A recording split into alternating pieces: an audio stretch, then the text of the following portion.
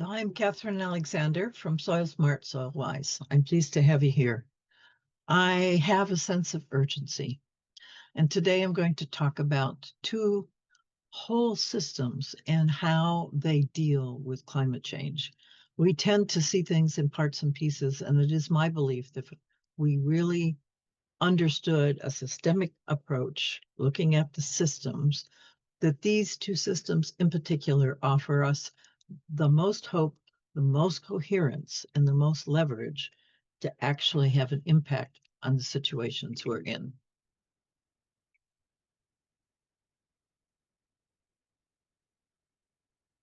My urgency is just exactly that.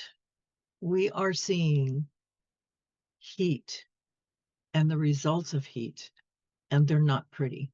We are watching our land dry up and evaporate before our eyes. It is heat that is the biggest issue that we're facing. And I know a lot of people talk about carbon, but dealing with carbon and heat is a little bit like you have a pot on the stove and it's boiling vigorously. And so carbon kind of puts a lid on that pot. So if you take the lid off, that's helpful. It slows the boiling down a little bit, but it does not address the fire underneath. And that's the issue. What addresses fire, what puts out fire, is water. And so water is the key, I believe, to this entire situation. And we're not paying enough of attention to the water cycle and how we can impact it. We have gone past the 1.5 degree increase that we thought we should have. We're well above that. We're into 2 now. And it's not going to stop anytime soon. Even if we did magically stop everything else we were doing and do all the carbon things that we say we're going to do, things have their own energy and they're going to keep going for a little bit. So we are looking at it getting hotter before it gets cooler, no matter what the circumstances.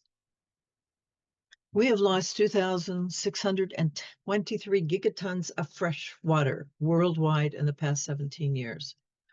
So a gigaton, just so you know, is 1 billion tons. Now, only 2% of the water on Earth is fresh, and we have lost this much in the last 17 years. And I believe that is accelerating as it gets warmer. We cannot afford to lose that. And that water is coming out of the soil. That's where it's coming from. It is staying in the water. It is staying in the ocean. That is not usable for us. It does not matter for us at all. We can only use water that's in the soil. There have been estimates that we only have 3 to 5 years to shift this trajectory. So I definitely have a sense of urgency. We need to get on this, and we need to get on this soon. The question is how. So bioregions are one system. Your bioregion, and everybody lives in one, is a natural climate zone, an area that shares the same water cycles, the same species and weather patterns. So it's a large area. It's the basin where your water comes from, and it's the sources that pull all the water together that you utilize. Before development, before the white folks were here, our bioregion had specific forests that generated a consistent rainfall and stable temperatures. Our country, the United States of America, was heavily forested from one side, from one ocean to the other. And we have totally interrupted that. Yes, there are the plains in the middle. That's absolutely true. But the ecosystem that was in the middle was an ecosystem that was also in sync with the biotic pump. And we'll talk more about that later.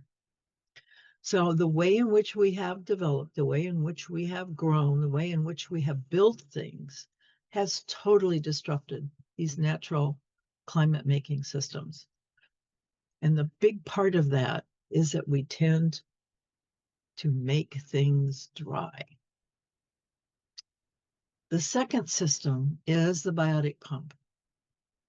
The biotic pump is what is sometimes referred to as the small water cycle. It's this water cycle that functions from the coast inland. It's how water goes from the ocean into the middle of the continents, and that's through forests. When we were forests from end to end, it was very easy for water to move across our continent. That is no longer true. It gets interrupted everywhere it tries. So trees don't just release the moisture. We all know about the transevaporation. They actually pull moisture out of the air.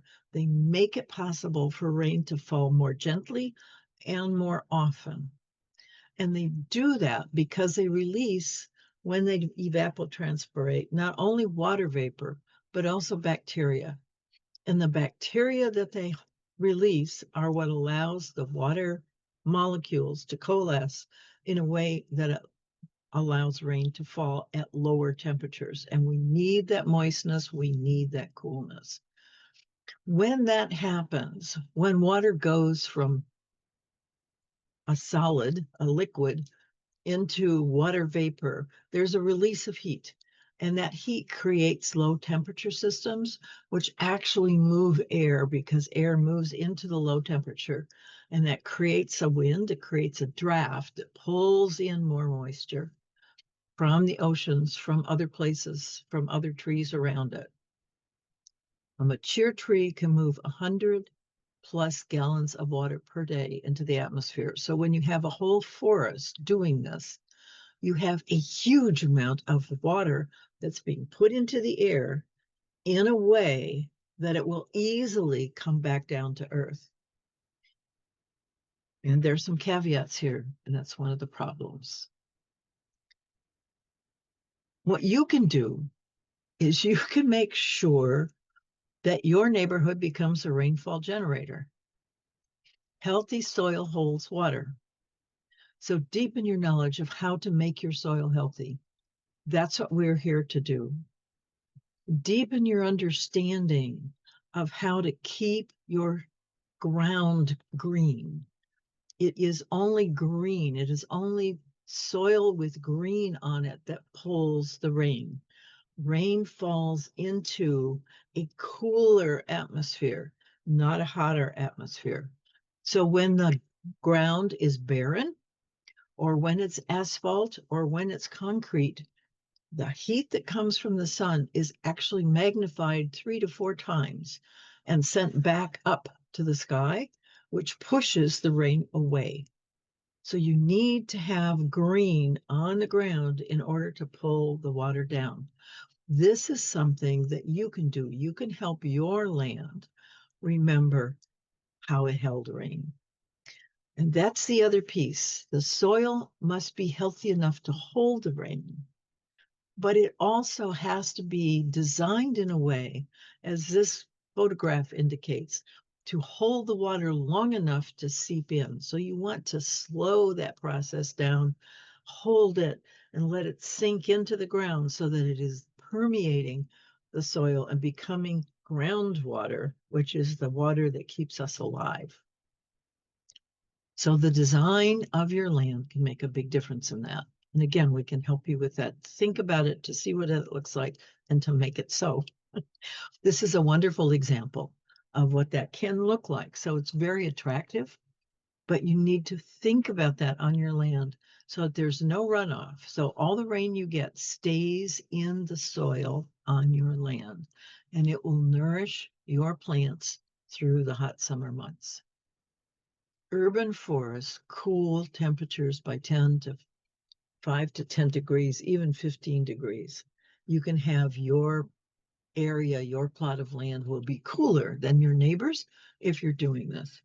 We use a Miyawaki method to plant because that allows us to plant mini forests that are 6 parking places large, not very big at all, probably your backyard size.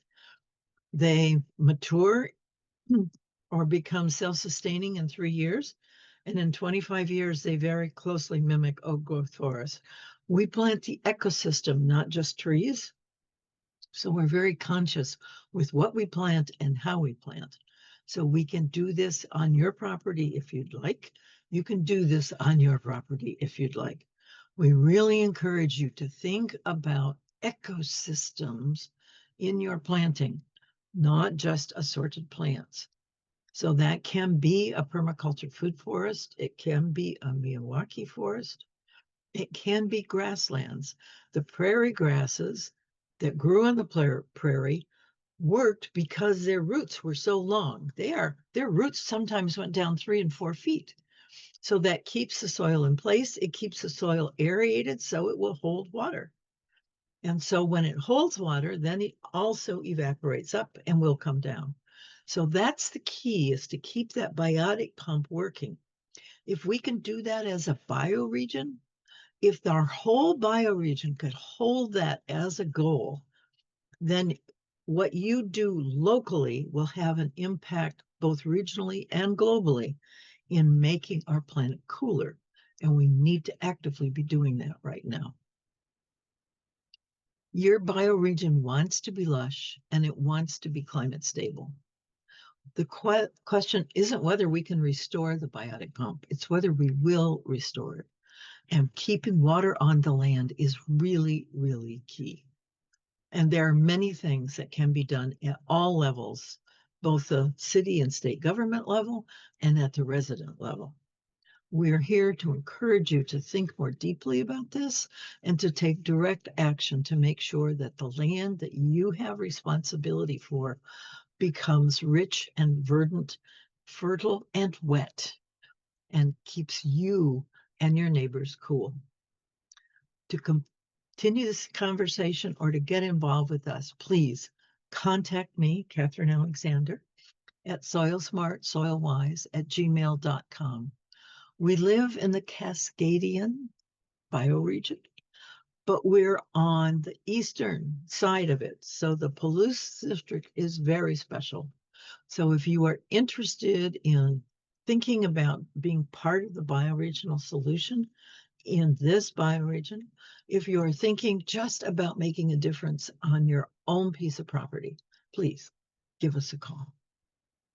Thank you.